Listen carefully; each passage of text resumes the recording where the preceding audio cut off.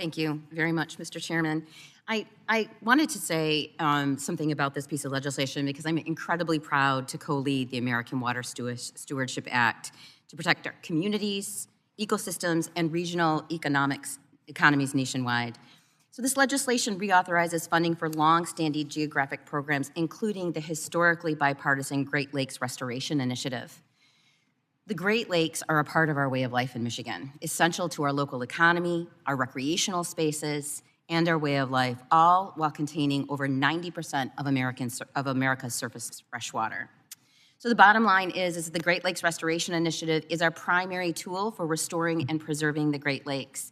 Since its inception, over 8,100 restoration projects have been funded across the Great Lakes states, directly benefiting Michiganders and millions of Americans.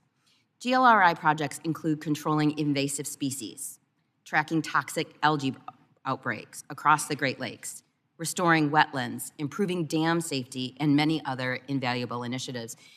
It's particularly important and personal in my district.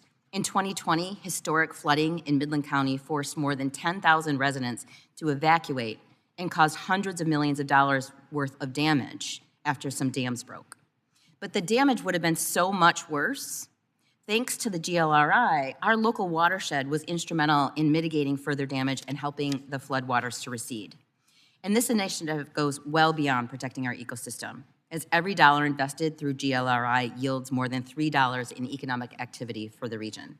As my colleague said, it makes good sense.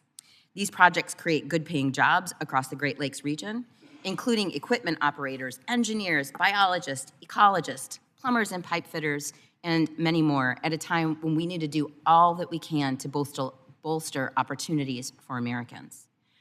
I'm grateful for Representative Stauber's leadership on this needed reauthorization and for the bipartisan support from committee members in ensuring the continued funding of these critical programs.